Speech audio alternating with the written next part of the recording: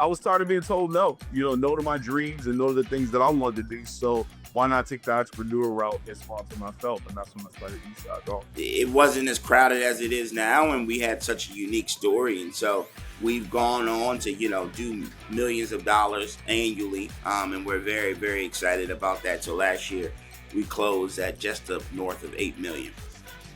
8 million in sales. Yeah, 8 million in top line revenue. Good for you. That's impressive.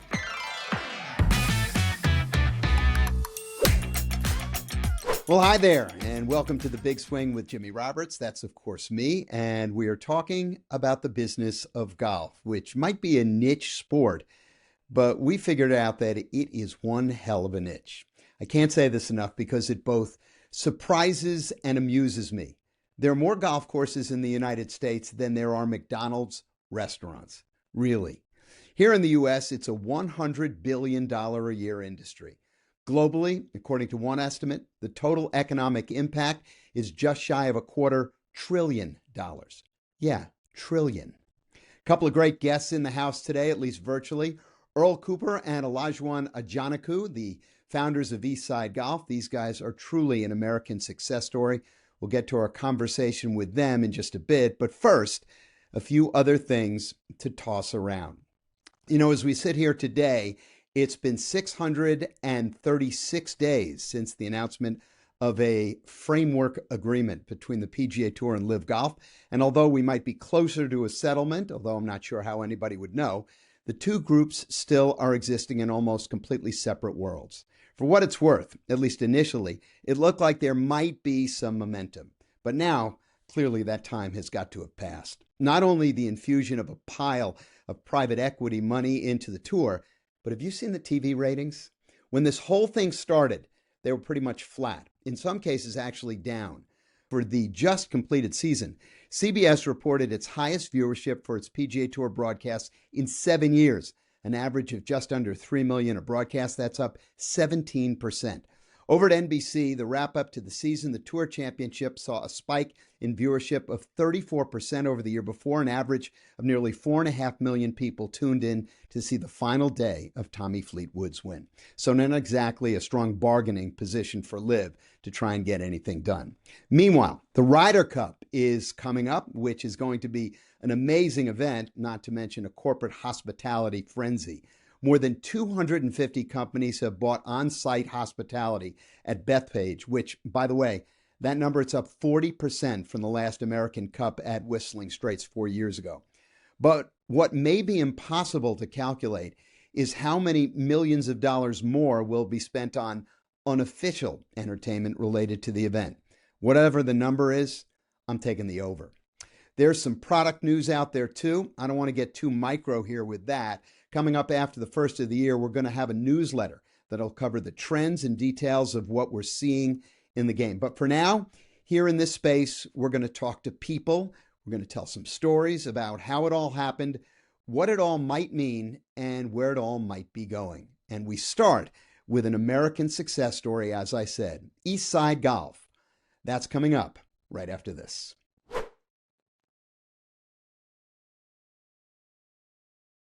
Earl Cooper and Olajuwon Ajanaku are college buddies, teammates on the 2010 Morehouse College golf team, which won a national title by just 20 strokes, that's all.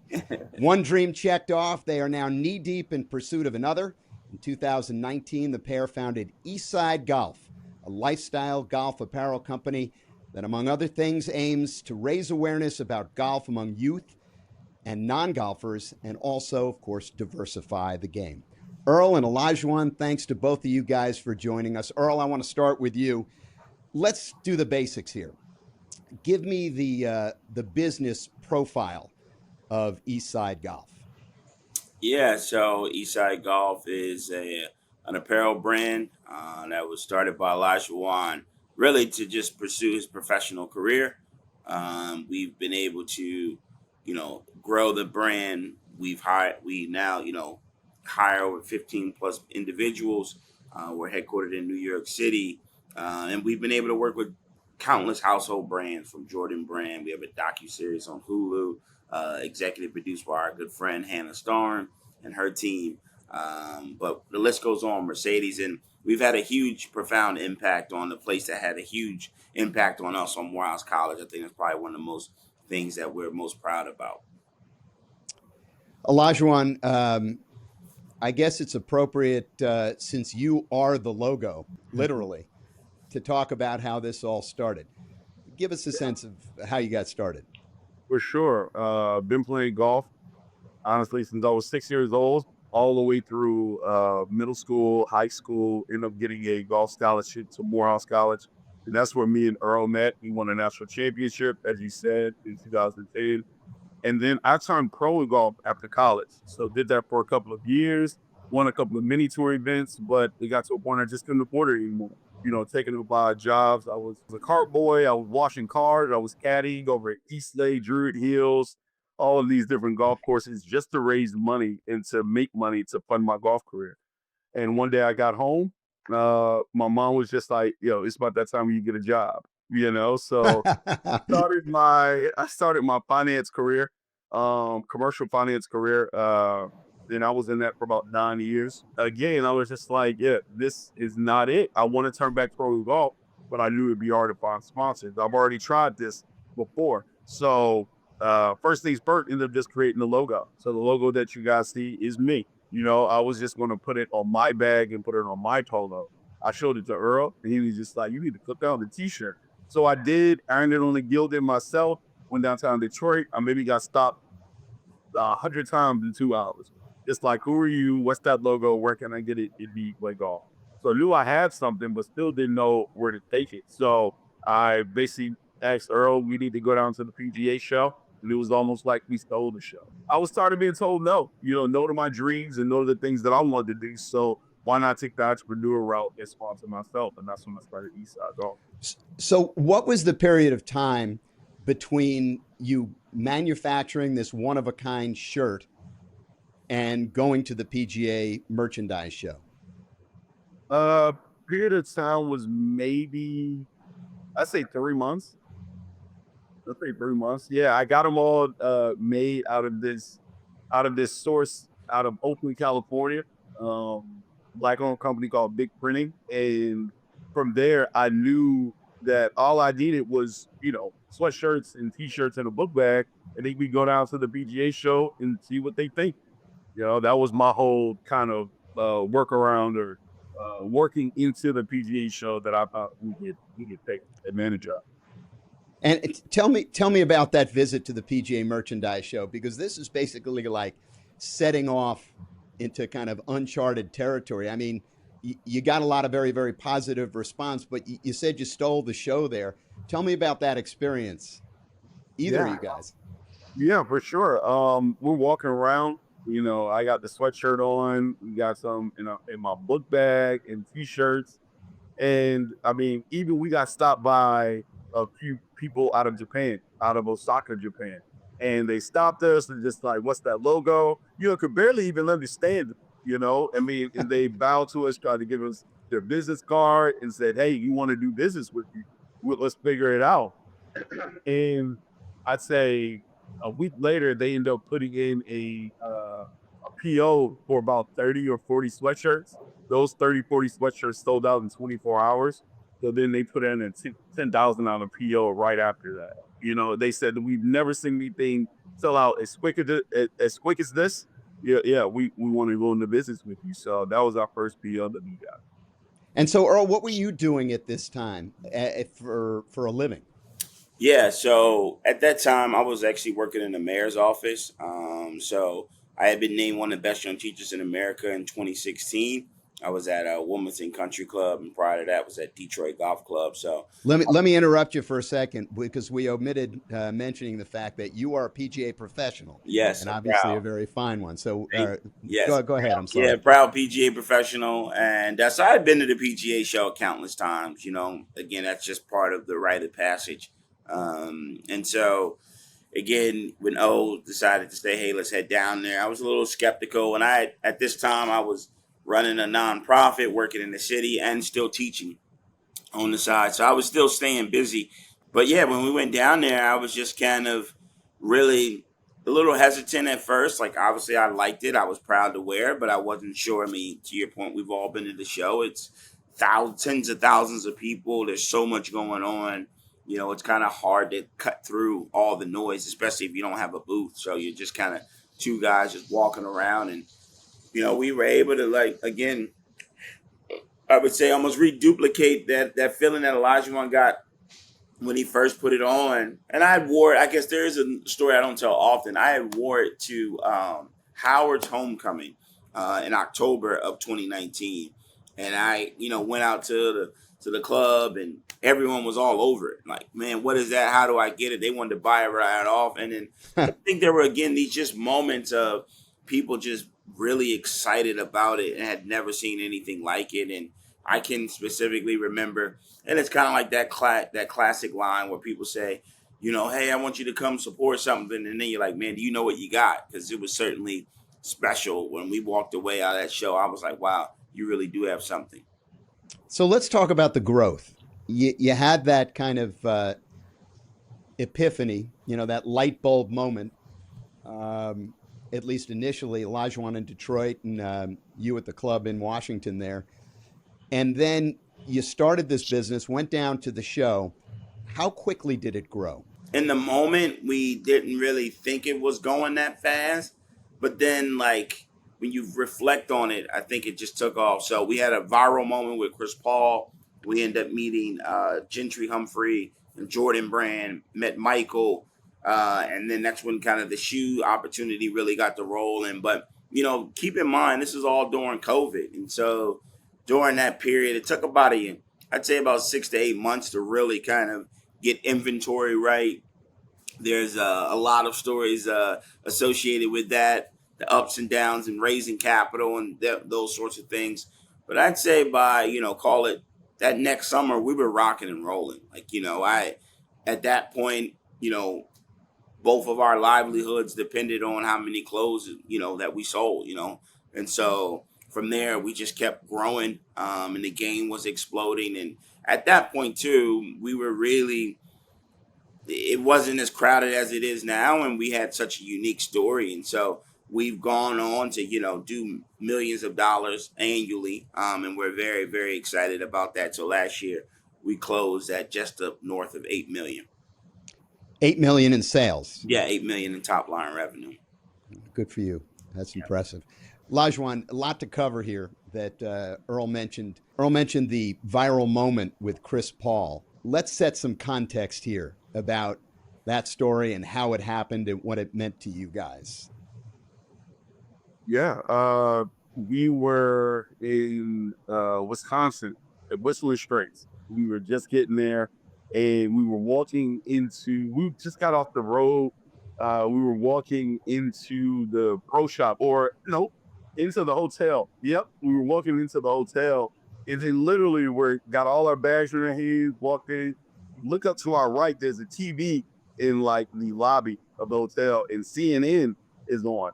And the NBA has now just announced their boycott, since the shooting that happened in Wisconsin. They announced that, but while they announced it, it was the NVPA head, president, who was Chris Paul at the time, and he had on all Eastside.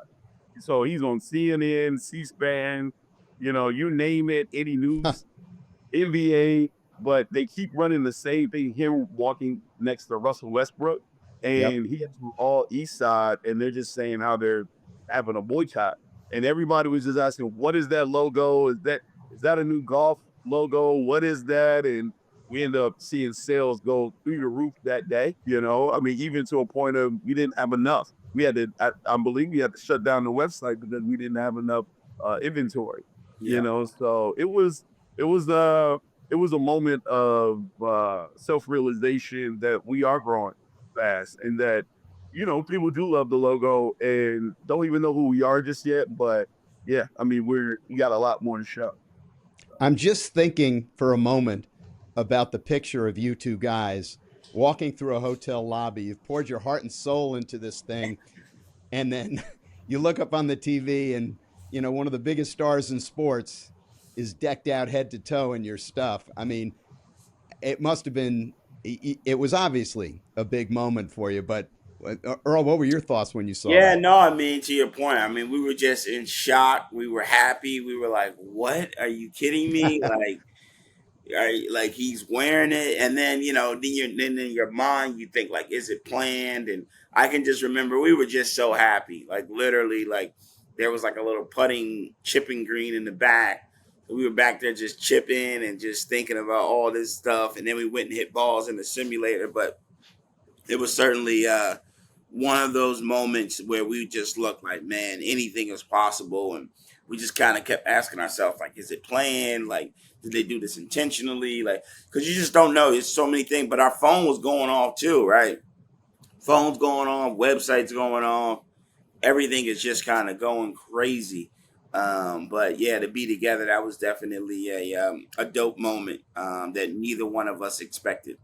So, were the reporters asking Chris about what he was wearing or what the logo was, or did people just kind of figure it out?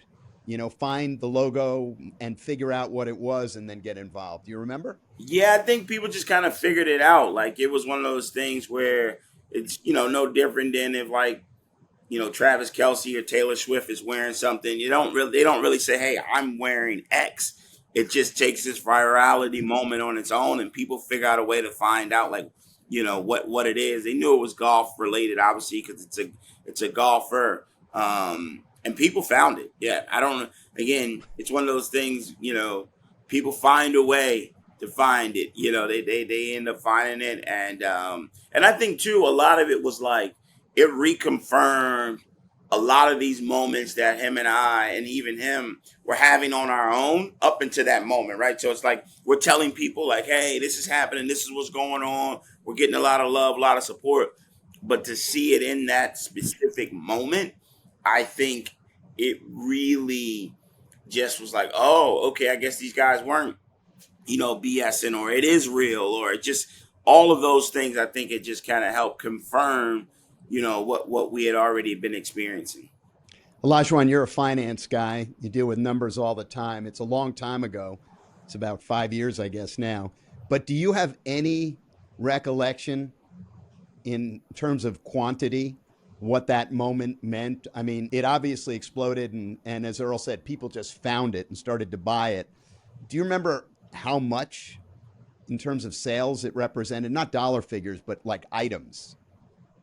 Yeah. I mean, I'll tell you this: the first 3,000 orders I shipped out from my apartment myself. That was boxing them. That was putting in the receipts of what you ordered, all the way down to some orders being $400, down to some people just ordering a ball marker. So I did the first 3,000 orders. But then after that, uh, we moved that to Earl's apartment, and I'm not sure of how many he did before we moved onto into a warehouse, but I'd say it had to be somewhere before the warehouse, maybe 6 to 7 thousand Wow. shipments, and like I said, that ranged from anywhere from a ball marker to some people ordering $400 to $500 worth of stuff, worth of Yeah. apparel.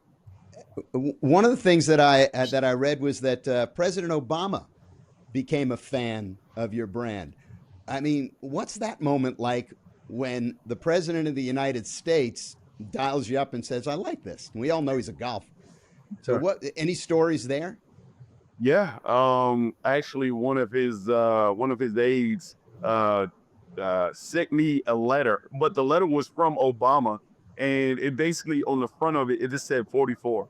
And I'm just like, I don't know who this is. I don't know who it could be. I'm just like rummaging through it, and then I literally pull out this card, and it says from Barack Obama on the front of Wow. the card, but it just said 44 on the outside envelope. So it was nah. Either way, him supporting it and him actually being a member at Woodmont Country Club in Yep. DC, and Yep. I've heard a few people that are members there, and they'll open his locker. He has like 3 or 4 pieces of Eastside in his locker ready to wear. So yeah, That's credibility right there. yeah, I've gotten pictures, but nah, him being a supporter, I mean, that is what this is about. Reaching sectors that golf has never went to show that golf can be for everybody and for people that are different. And that just being yourself is enough within the game, and hopefully that's showing with even Bharat putting his 2 cents on for us and sending me a letter. Yeah, how about that? Well, you're an Atlanta guy, so 44, I guess, could have been what, Hank Aaron? Possible, Yeah, right? it could have. Yeah, yeah, yeah. I did think about Hank Aaron, but I didn't think he would send a whole envelope like that. So, um, Earl, you also mentioned Michael, and it's the Yeah. shorthand for all of us who have spent our lives, childhood and adulthood, following sports. Michael is just one person. It's Michael Jordan, Yeah. and he has a prominent place in the East Side narrative too. Oh, Take us yeah. back and tell us how that all happened and how you came to know Michael Jordan. Yeah. No. So I mean, Chris, it's it's all connected. So I think it's a next.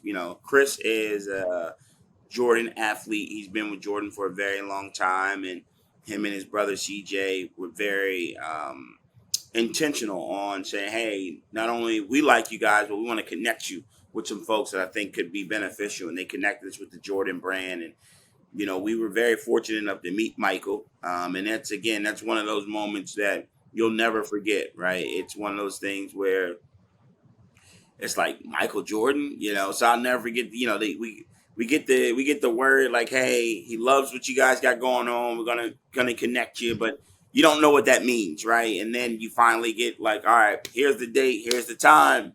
Be ready, be sharp, be prompt.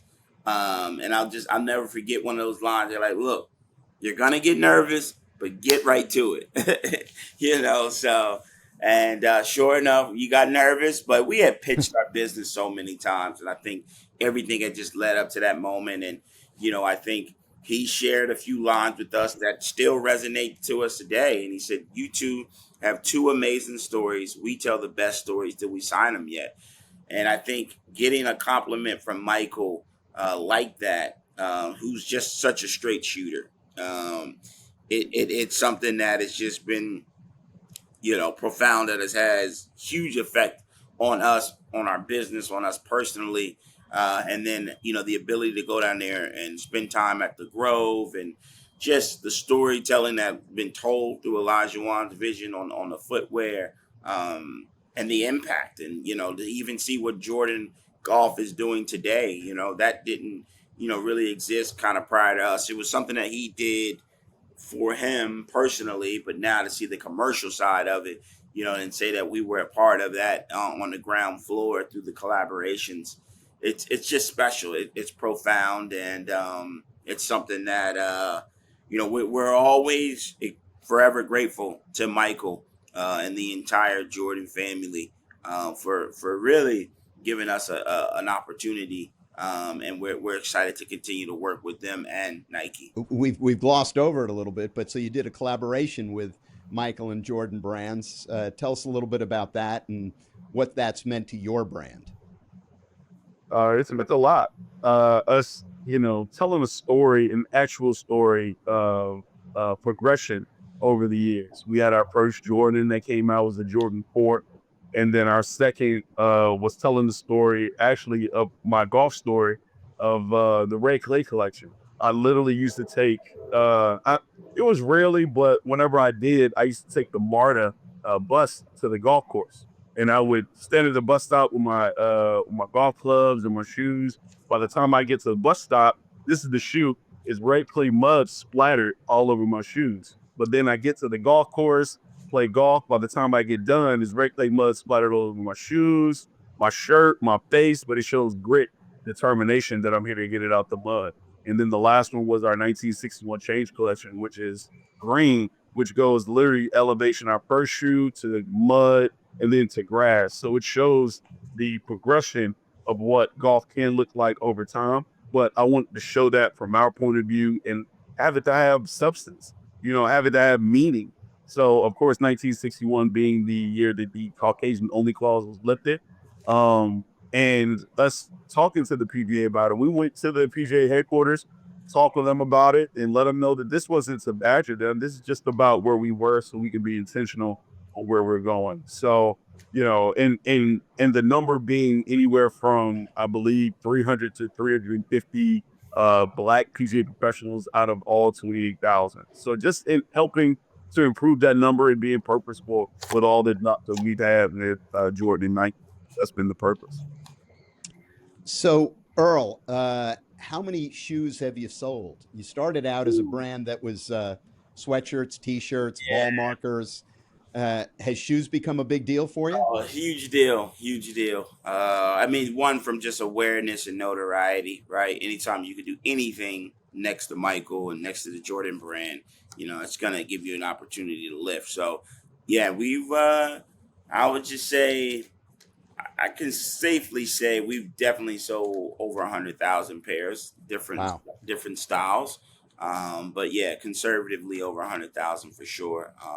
And we're certainly, I mean, I think that's what we've sold, right? I think in the whole Eastside network, because the way that it works is Jordan get an allocation, we get an allocation to typically sell, and excited too about the expansion of that as well, where for the first time ever, our new shoes that we have coming out in a few weeks, September 25th will be the day that they're released. They're going to be available at Dick's Sporting Goods, Golf Galaxy, and Pebble Beach. And then we look to continue to expand that. So, I think when it's all said and done, the goal is to sell millions and millions and millions of shoes.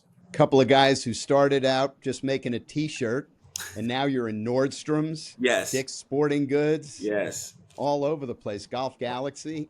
Does this, I know it thrills you, and it's a dream come true for the both of you, but was this, or has it been so far, harder or easier than you thought it might have been? Let me get both of your thoughts on that.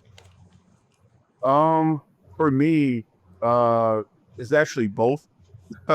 Actually, both. I do believe when it comes to branding and marketing and knowing how to get the brand out there, uh, but it wasn't as hard as a lot of people would say, in my opinion.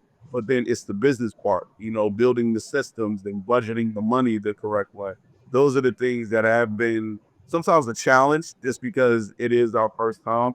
And on top of that, I know that was in my past time, but I went over to more creation and marketing from where I was in finance.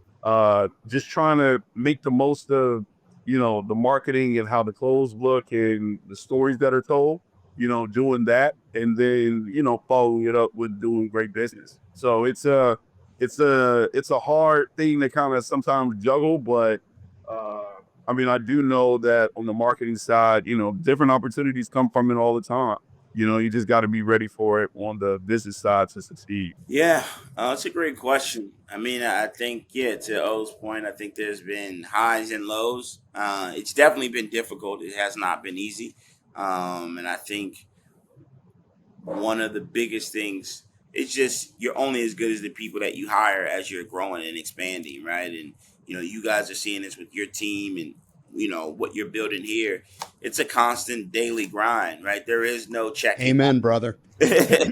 There is no, like you got to do it all, and you really, again, are only as good as the people you hire. And that's what we love, right? When we look at, even when we talk about Michael, he had he had, Larry Miller, he had all these guys that, they just continue to deliver. And obviously Michael did what he needed to do on the court, and these guys did what they needed to do from a product perspective to continue that demand. So it's one of those things where it's a grind, but like I wouldn't trade it for anything else. It has been difficult, but at the same time, it's like that's business. This isn't. It's never going to be always easy, right? Like I was just reading Ed Stack's book about Dick's, and everyone knows how healthy that business is now. At one point in time, this dude needed 100. I think it was 100. He got $125 million loan from GE Capital to bail him out, and had to restructure the whole entire company. You hear stories about Shoe Dog when IRS came and sued Phil Knight for millions of dollars. So it's you have these ebbs and flows in business. It's about the rebound, and that's similar to golf, right? Where you're like sometimes it bounces your way, but I think one of the most impressive things about Tiger Woods was the fact that he didn't always hit it in the fairway, but when he hit it off the fairway, he knew how to recover, and he would make those just miraculous pars, and make those long 20-footers. And so that's the same thing in business. And I definitely believe that we have the ability to kind of make some miraculous pars. Ed Stack, by the way, a future guest here on the Big Swing. I look Love forward to that. talking to him. He's really done amazing work with Dick's and Golf Galaxy and all of the enterprises connected to not only sports, but he loves golf, as we know. So let's talk about growth for a minute, because if you're not growing and you're just standing still, in Right. business terms, I guess they say you're going backwards. Yep. How do you grow, and what's the most difficult part of growing? In my opinion, how you grow is building a base of how business is supposed to be done in the first place, and building that system. So then when other people come into the business, then they'll be doing it that way, the successful way, of course. And then that system that you build, implementing, I mean, you literally just putting it in slots, just implementing what everybody is doing, what their job is, and then moving forward from there. And it'll literally show if you're doing your job or not. Yeah, I mean, I think in order to scale, you have to create, to Olajuwon's point, that repeatable business, right? Like that base. I talk to a lot of apparel guys, and they call it, the runner, right? Like you need that one product that can't stay in stock, right? Like no matter what it is, right? So for Titleist, that's Pro Vs. They're gonna Right. sell a million Pro V golf balls day in and day out, and then it allows them to kind of build on that. And so Nike, it's the Air Force One, it's the Monarch, right? Like you kind of got to have those stable products. They call them sometimes your core line, but this is what's got to be moving off the shelves every single day. People need to have it. They're reing up on it, and then from there, it allows you to kind of build, on top of that. But I agree. I mean, the ability to scale. I think the challenge always too is it's all we talk about Jordan. We can just use him as an example, right? Where it's like they have the Air Jordan 1, and as every year they're producing something new, and so it may not necessarily always hit and appeal to that fan, right? So someone that Mhm. loves the 1 may not like the 6 or the 7, right? And so it's kind of like how do you balance that out to be able to provide that fan what they want, but still also be able to show progression. I mean, we see it all the time from golf equipment and golf clothing. It's like, how are you keeping that consistent scene where people are kind of coming in, they know what they can get, but then also being able to kind of lead people to something new, fresh and innovative as well. So certainly not easy. I mean, when you think about it, you know, it's rare air that I feel like we are approaching, but we're figuring it out. So, what would Eastside Golf's runner be? What's the thing that just keeps flying out of the warehouse? I think it's what we got on. I think it's the sweater, right? Like this is our staple. We sell a lot of sweaters, and a lot of people are very very happy to wear them. We do really well at headwear, so our tournament hats. We're going to be introducing some new tournament hats as well, with kind of some different logos. So I would say sweaters, hats, and then maybe our third item would probably be polos. But if there's something you got to bet on, if I'm backed in a corner and I'm back selling this stuff, back out the trunk and the book bag, give me the sweater. And you work out of a warehouse now. I saw some video of you guys doing something in a warehouse. Where is that? How big is that? How much of a shift has that been from selling it out of your closet? I know it's a long time in the past, but Yeah, the warehouse is in California. So we get a lot of our product internationally through the port of LA. So we it's in California. I think it's in Huntington Beach specifically.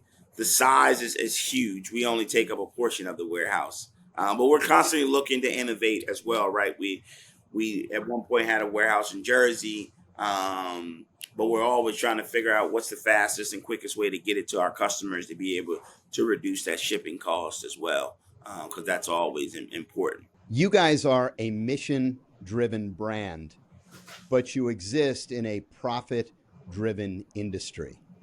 How difficult is that? Could be extremely difficult. A lot of people think we are a nonprofit. I've heard that before. Oh, you guys just do, and we're just like, well, no, we don't. We are for profit. As you can tell, us being in Dick's Sporting Goods, Nordstrom, all of these different retailers, streetwear boutiques, and also golf courses. I mean, we're in, I would say, over 200 doors, whether that comes to any of those things just in total. So it's, for me, it's more of Eastside Golf is more of a way just to feel like yourself. I don't care who you are. If you're into non-tradition, then Eastside Golf is for you. You know, if you're more into, I would say, yeah, a little bit more conservative and traditional, Eastside Golf, we still do have things for you, but at the end, this is just a golf brand. You know, we sell clothes, we sell sweaters, we sell polos, but then we also sell things that could be worn off the golf course that make people want to gravitate towards the game.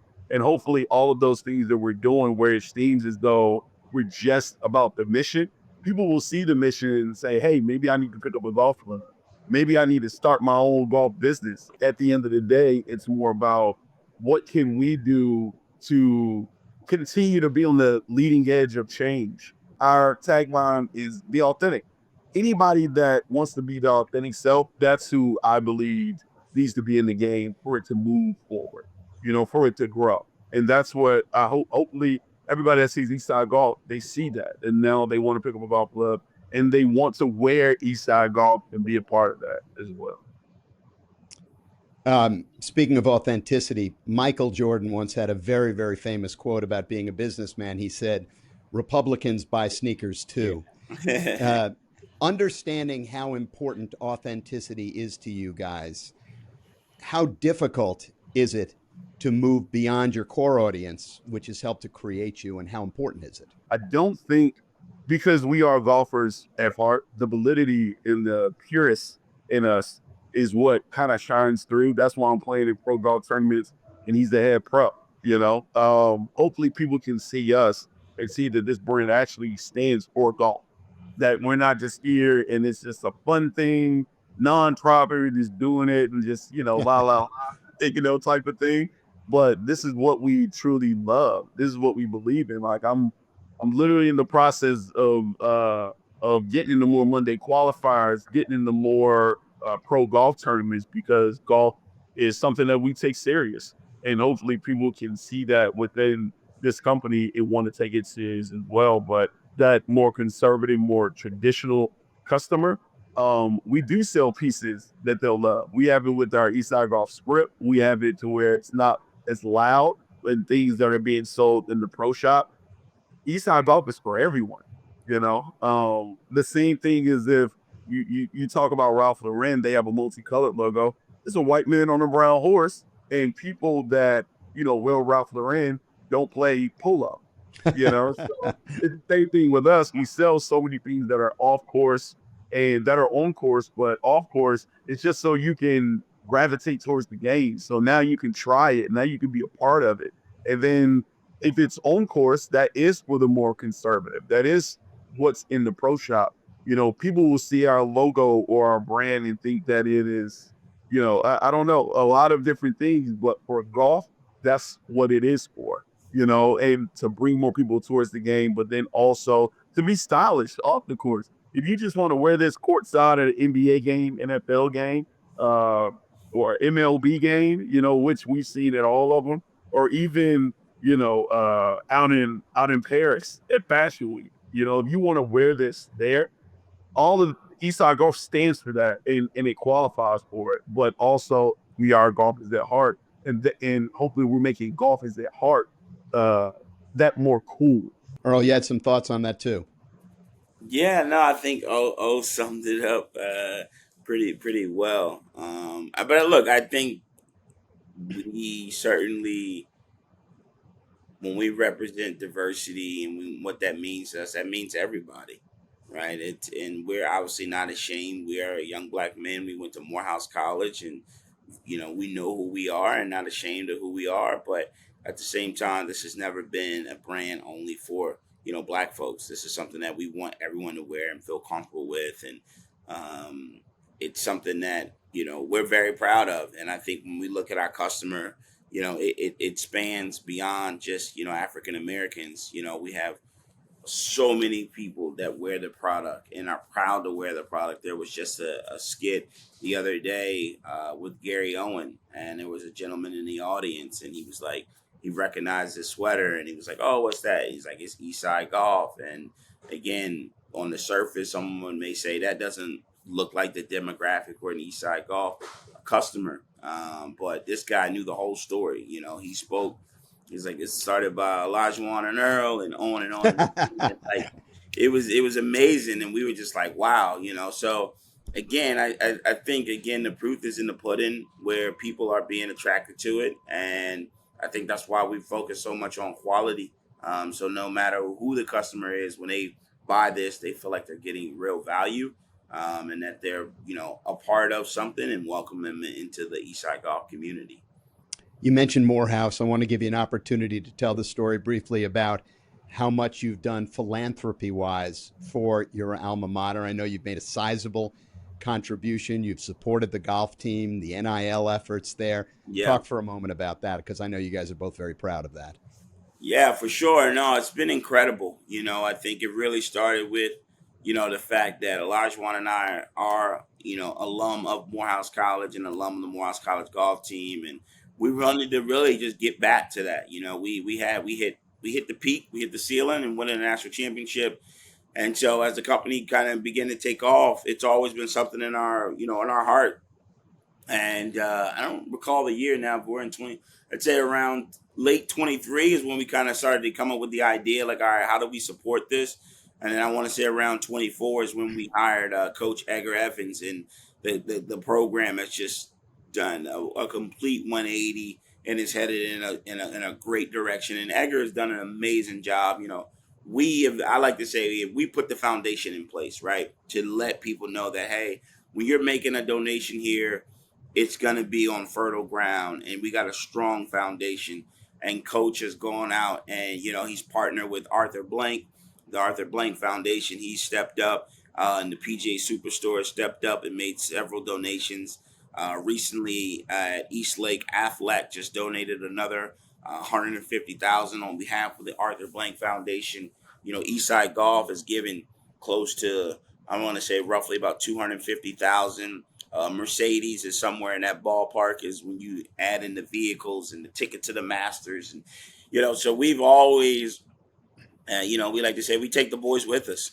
When we're in these rooms, we're always thinking of them. And so we've been fortunate enough to see you at the Masters the last couple of years and spend some quality time there. And we're proud to say that over the last 2 years, when Mercedes comes to us and says, who do you want to be your guest, we don't hesitate. It's the Morehouse College golf team, and to see those boys light up and get the ability to go down Magnolia Lane, and they're in the cabins, and they're just getting first class treatment. Those are the things that kind of warm our hearts, and none of that is possible without the hard work of our team and the people that support Eastside Golf. So again, that's just a microcosm of saying that's where a lot of our support goes.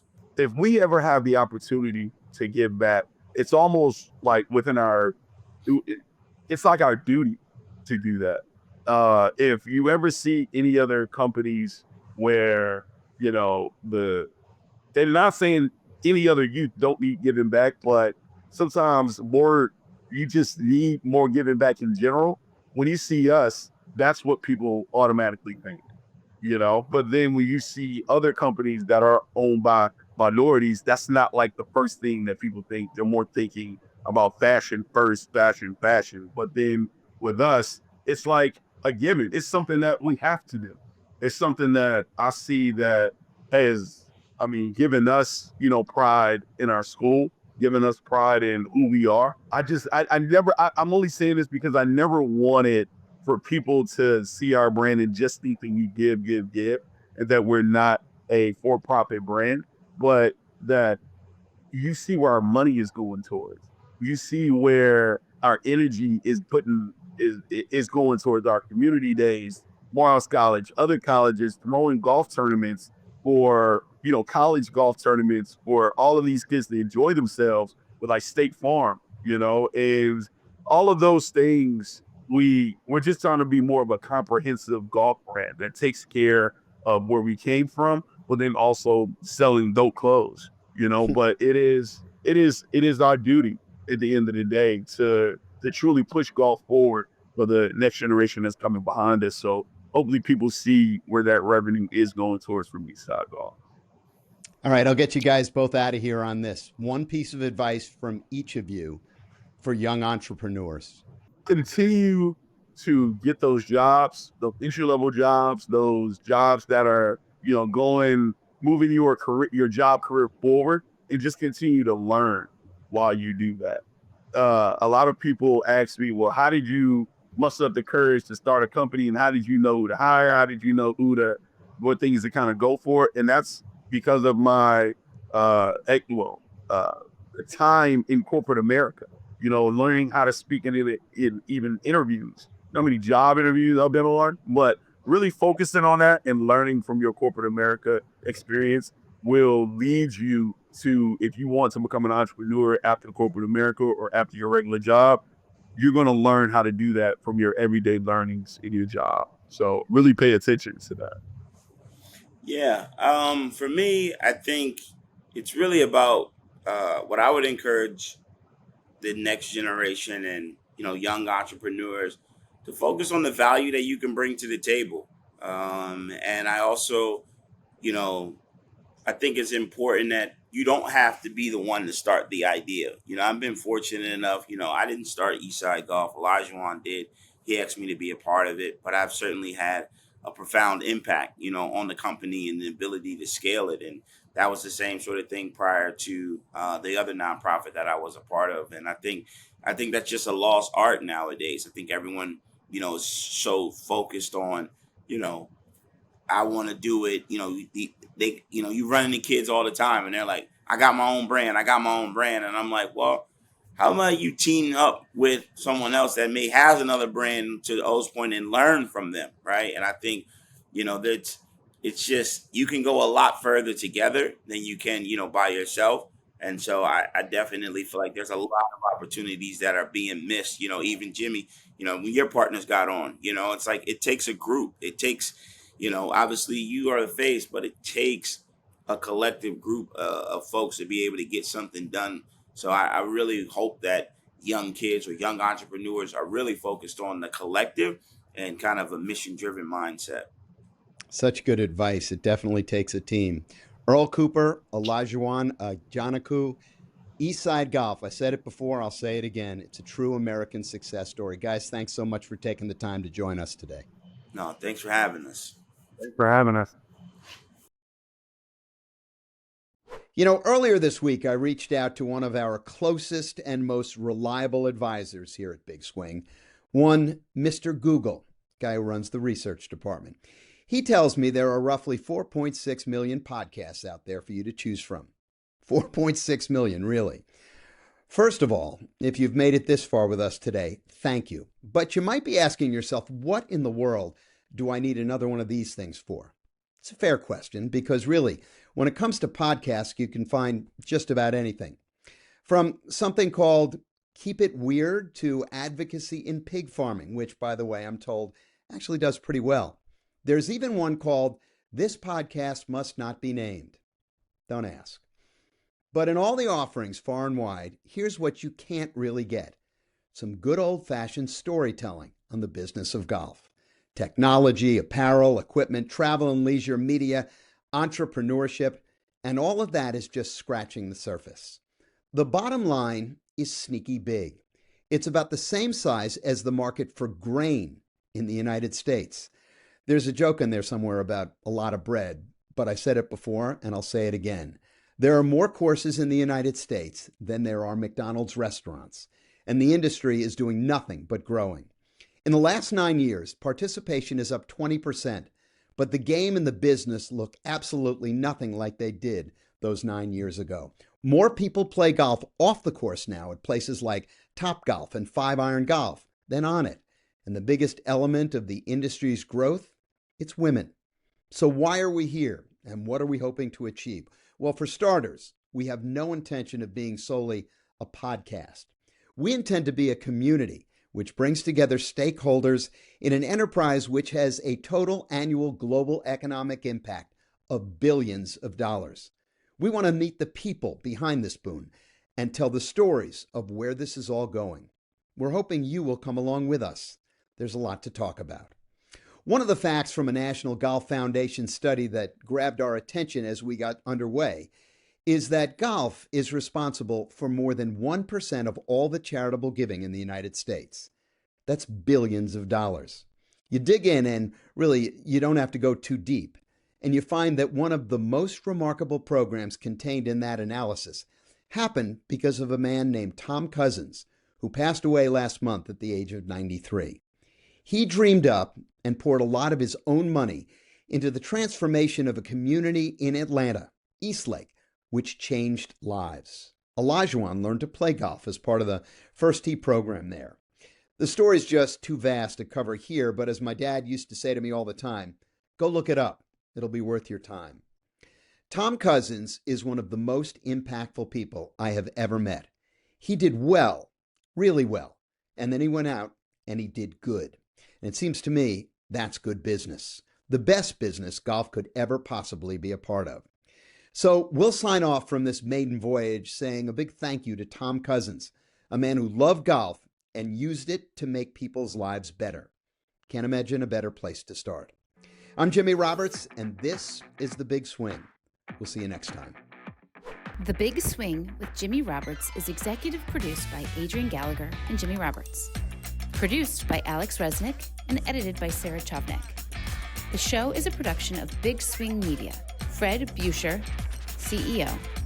Jimmy Roberts, Chief Content Officer. And Spence Kramer, Chief Operating Officer. Special thanks to Jackson Roberts, Matt Casey, and Jack Joyner.